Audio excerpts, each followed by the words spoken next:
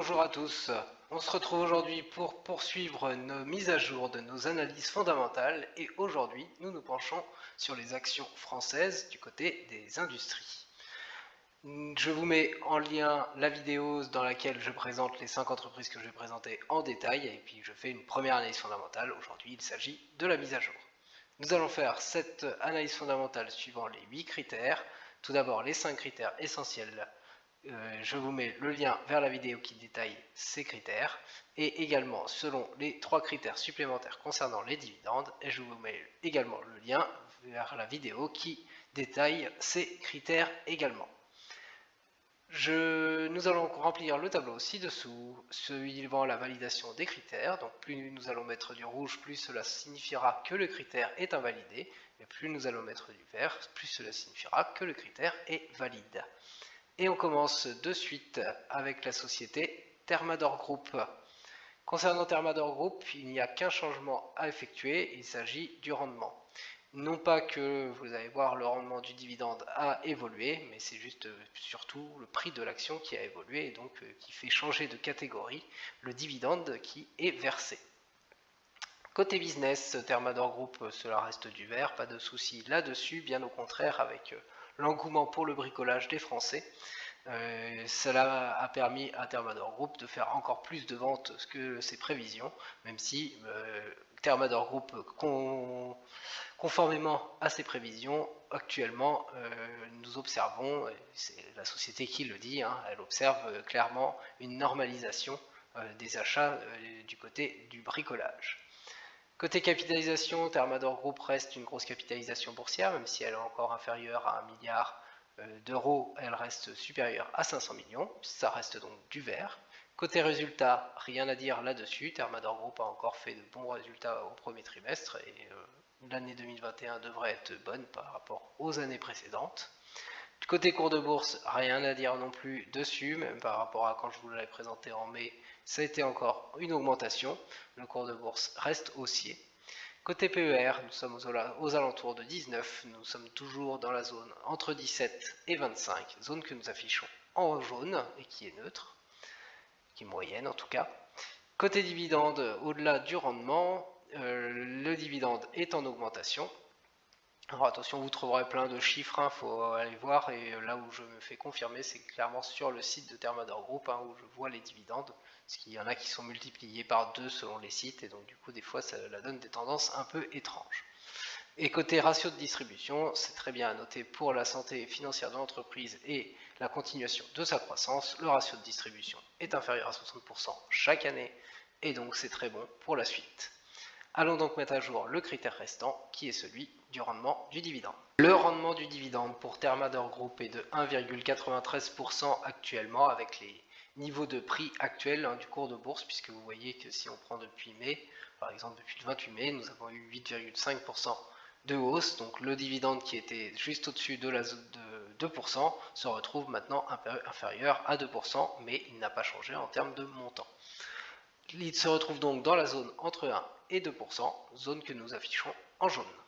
Et donc cela dégrade un tout petit peu, même si ce n'est pas une réelle dégradation. Le critère du rendement pour Thermador Group passe donc du vert clair au jaune, même si celui-ci n'a pas changé. Il s'agit juste d'une augmentation du cours de bourse, donc c'est plutôt bon signe. Bilan pour Thermador Group, eh bien vous voyez le bilan est positif, beaucoup de critères sont en vert et un seul critère est dans la zone jaune dans les critères essentiels, il s'agit du PER qui est dans la zone moyenne. Côté dividende, le rendement est moyen, mais proche même d'un rendement qui est assez intéressant. Et dans tous les cas, ce qui est très intéressant, c'est que ce dividende est en augmentation constante et son ratio de distribution est toujours faible, ce qui est très bien pour la suite, pour la santé financière de l'entreprise et la suite de ses activités. Nous passons de suite à la deuxième entreprise, il s'agit de Lacroix Group. Côté Lacroix Group, comme vous le voyez, il n'y a aucun changement à faire par rapport à mai 2021. Donc du coup, c'est parfait à ce niveau-là. Côté business, pas de grands changements. Côté Lacroix Group, Une actualité qui consiste à dire que le groupe commence à rencontrer des pénuries de composants, puisque c'est un fabricant électronique, donc forcément ça va diminuer un peu ses marges, et le groupe prévoit effectivement une petite diminution de ses ventes sur la fin de l'année, et de ses marges notamment brutes, une marge d'exploitation. Ça a induit forcément une grosse correction. Il y a eu une grosse correction de plus de 7% en un jour dès qu'il y a eu cette annonce-là, mais après cela ne remet pas en cause l'avenir, on va dire, du cours boursier pour la Croix Group, notamment sur le côté environnemental qui pourrait jouer et rester porteur sur la rentabilité du groupe. La capitalisation pour la Croix Group reste dans le vert clair. C'est une capitalisation qui est toujours située entre 100 millions et 500 millions d'euros. C'est une capitalisation assez intéressante, mais ce n'est pas une très grosse capitalisation. Côté résultats, cela reste en vert clair avec des résultats qui ont un peu diminué en 2020, mais cela va repartir à la hausse en 2021, même avec des petites diminutions des actualités. Côté cours de bourse, le cours de bourse est toujours haussier, même avec la grosse correction qui a eu lieu, et en un seul jour, très rapidement. Côté PER, le PER reste très intéressant, il reste dans la zone de 10 à 17 et reste donc en vert clair. Côté dividende, le rendement est moyen, il est situé dans la zone entre 1 et 2%, ce dividende est plutôt en augmentation, il a diminué cette dernière année, mais généralement par contre c'est en croissance, donc à voir sur les années à venir si ça se confirme. Et côté ratio de distribution, il n'y a rien à dire, c'est à chaque fois inférieur à 60%, ce qui est très bien pour la suite pour les finances de l'entreprise. Bilan pour la Croix Group, et bien vous voyez le bilan est positif, que du vert et du vert clair, mis à part le dividende qui est moyen. Ce dividende moyen et s'accompagne même d'une augmentation globalement et d'un ratio de distribution faible, ce qui est très intéressant pour la suite. Nous passons donc sans plus attendre à la troisième entreprise, il s'agit de Legrand. Là, dans cette troisième industrie, il y a un critère à mettre à jour, il s'agit de l'augmentation du dividende. Alors, non pas que ça a changé, mais c'est moi qui ai un peu changé ma façon de faire. En effet, je prends en compte un peu l'inflation maintenant dans les croissances de dividendes, et vous allez voir que du coup, il va y avoir un petit bémol entre 2 années. Côté Legrand, pas de grandes actualités non plus à signaler, le business reste du vert, même s'il n'y a pas d'actualité et donc pas de choses problématiques à venir. Legrand reste une grosse capitalisation boursière, cela reste donc du vert également. Les résultats, c'est pas de changement, il y a juste le petit bémol de 2020, mais toutes les estimations font que ça va repartir normalement à la hausse dès cette année. Les premiers trimestres l'ont confirmé, donc attendons que l'année se finisse, mais normalement tout va repartir à la hausse et la croissance va continuer à se faire. Du côté du cours de bourse, c'est toujours un cours de bourse haussier, pas de souci là-dessous. Le PER est autour de 28, il se situe toujours dans la zone entre 25 et 35, qui est la zone que nous mettons en orange, cela n'a pas changé. Le rendement est un rendement moyen, situé dans la zone entre 1 et 2%, et il s'accompagne d'un ratio de distribution qui est tout le temps faible, ce qui est très bien pour la stabilité de l'entreprise au niveau de ses finances. Allons donc mettre à jour le seul critère qui nous reste, c'est-à-dire le critère du dividende avec la prise en compte de l'inflation. L'augmentation du dividende pour Legrand, vous la voyez ici sur ce graphique, depuis 2010, donc c'est une hausse globalement, et vous voyez ce que je vais mettre comme petit bémol, c'est en effet avec la pandémie en 2020, le dividende a été exactement le même en termes de montant que celui de 2019, ce qui fait que si nous prenons en compte l'inflation, le 1,34 de 2020 vaut un peu moins que le 1,34 de 2019, et donc du coup ça fait comme s'il y avait eu une petite baisse sur ce graphique. C'est pour cela que nous allons mettre du bémol, et pour rester objectif sur nos critères, et nous allons passer donc la couleur de vert à vert clair. Cela ne change rien sur la globalité concernant l'entreprise. Le critère de l'évolution du dividende est donc mis à jour concernant Legrand, il est donc diminué du vert au vert clair pour prendre en compte l'inflation et le fait que ça n'avait pas augmenté entre les années 2019 et 2020. Le bilan pour le grand, eh bien, il reste assez positif puisqu'il y a toujours un seul critère qui est en orange parmi les critères essentiels. Il s'agit du PER qui est un petit peu élevé dans la zone de 25 à 35. Côté dividende, le rendement reste intéressant avec un dividende qui est globalement en augmentation et surtout un dividende distribué de façon très contrôlée puisque c'est toujours inférieur à 60% et donc c'est du vert pour le ratio de distribution et donc pour la santé financière de l'entreprise. Nous passons désormais à la quatrième entreprise, il s'agit de Schneider Electric. Concernant Schneider Electric, aucun critère n'est à mettre à jour comme vous pouvez le voir. Du coup, côté business, pas de grands événements, pas de grandes actualités. Schneider Electric se mobilise pour la décarbonation et espère augmenter ses activités de services de conseil dans ce cadre-là, mais pas de choses concrètes, on va dire, directement déployées. Et sinon, à l'occasion, puisque c'est ce week-end du marathon de Paris, que d'ailleurs je vais faire pour la petite anecdote, puisque je fais beaucoup de marathons en France et en Europe, j'ai à peu près fait toutes les villes déjà, et je compte, avec la reprise de notre vie, repartir de plus belle et en faire de nombreux encore. Voilà, si pour la petite anecdote personnelle. Et donc pour les actualités, pour poursuivre sur Schneider Electric, à l'occasion du salon qui a lieu avec ce marathon de Paris, ils présentent notamment leur nouveau panneau électrique avec l'électricité 4.0, mais ce ne sont que des présentations pour le moment. Côté capitalisation, Schneider Electric reste une grosse capitalisation, c'est donc toujours du vert. Côté résultat, c'est toujours en vert clair avec une baisse des résultats en 2020, mais tout ceci n'était qu'un petit bémol et cela va repartir de plus belle et c'est déjà reparti de plus belle.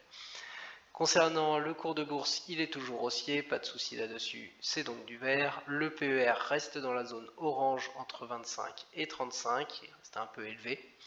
Et côté dividende, c'est un dividende qui est intéressant, qui se situe dans la zone entre 1 et 2%, qui est tout le temps en augmentation, sans discontinuer, et avec un ratio de distribution plutôt bien maîtrisé. Là, il se retrouve en vert clair par rapport aux autres sociétés qui sont en vert, simplement parce que il y a quelques années où il est un peu au-delà de 60%, il est dans une fois à 63%, une fois à 66%, mais rien d'inquiétant pour le moment. Et après, il va falloir voir comment ce dividende continue à être versé par rapport aux résultats de l'entreprise. Bilan pour Schneider Electric, eh bien c'est le même que pour le grand, puisque vous voyez à quelque chose près, il y a juste les critères de l'évolution du dividende et du ratio de distribution inversé comme couleur, mais sinon c'est la même chose. C'est donc un bilan plutôt positif, avec un seul critère en orange parmi les critères essentiels, il s'agit du PER, avec le prix de l'action qui peut être un peu élevé du coup. Et côté dividende, pas de souci, un dividende intéressant et qui est bien maîtrisé et en augmentation constante. Nous passons du coup sans plus attendre à la cinquième entreprise et il s'agit de Saint-Gobain. Concernant Saint-Gobain, il y a là un critère qui va être à mettre à jour, c'était le PER qui était en rouge puisque Saint-Gobain avait quand même bien diminué ses gains lors de la pandémie en 2020 et donc du coup effectivement il était attendu que si les résultats étaient bien meilleurs, ce PER puisse diminuer si le cours, selon effectivement le cours boursier selon son évolution de ce cours boursier. Du côté de Saint-Gobain, là il y a des actualités, il y a notamment une augmentation de la production du côté du Brésil avec une nouvelle ligne de plaques de plâtre qui est mise en place et donc du coup ça va permettre à Saint-Gobain d'augmenter ses activités de ce côté-là. Et une deuxième industrie qui est mise en place, une deuxième usine qui est mise en place, c'est du côté de la Russie cette fois, et là il s'agit de panneaux pour murs et plafonds, de panneaux d'isolation phonique. Au niveau du business, cela reste du vert, pas de souci de ce côté-là. Au niveau de la capitalisation, cela reste du vert, ça reste une grosse capitalisation boursière, pas de souci non plus. Au côté des résultats, c'est pour l'instant du jaune, puisque effectivement Saint-Gobain était moins haussier que les autres sociétés pour le moment, mais tout cela devrait reprendre et les premiers résultats de l'année 2021 semblent prendre le cours, et donc du coup, nul doute que si les estimations sont sont confirmés, nous allons repasser sur du vert clair très rapidement comme ces sociétés voisines que vous voyez. Côté cours boursier, c'est toujours à la hausse, c'est donc du vert. Et côté dividende, là le dividende est un peu plus élevé par rapport au cours de bourse actuel, donc le rendement est un peu plus élevé, ce qui le met dans le vert clair. L'augmentation de ce dividende est pas complètement sans discontinuer, puisqu'avec la pandémie, ce dividende a été coupé, et du coup il reprend au niveau de 2019 pour l'instant. Donc il va falloir voir si ce dividende repart à la hausse, mais pour l'instant il y avait eu un petit arrêt de celui-ci. Et côté du ratio de distribution, il y a une grosse pénalisation qui est mise en jaune pour le moment, car en 2018, Saint-Gobain n'avait pas fait beaucoup de bénéfices, mais avait augmenté son dividende, ce qui avait donné du coup un ratio de distribution largement supérieur à 100%, et c'est pour ça que nous avons mis une grosse pénalisation ici, mais sinon, le reste du temps, ce sont uniquement des ratios de distribution inférieurs à 60%, et donc qui se retrouveraient dans la zone verte. Le critère à mettre à jour, c'est le PER qui est en rouge, qui va donc s'améliorer, même grandement s'améliorer. Nous allons le voir de suite. Le ratio cours sur bénéfice, le PER pour Saint-Gobain, est désormais de 15,09. Il se retrouve donc dans la zone de 10 à 17, zone très correcte de prix, et zone que nous mettons en vert clair. Il était au-delà de 35, il était même dans les 45 à l'époque en mai, et du coup la diminution de ce PER ne s'explique pas par le cours boursier, puisque vous voyez qu'il a augmenté d'une dizaine de pourcents depuis, donc il aurait dû encore augmenter, mais cela s'explique par les résultats qui sont apparus au niveau trimestriel, semestriel même, avec une augmentation ici des résultats de 399,08% par rapport à juin 2020, et par rapport au premier semestre 2020, puisque même en juin, vous voyez que c'était des résultats qui étaient négatifs.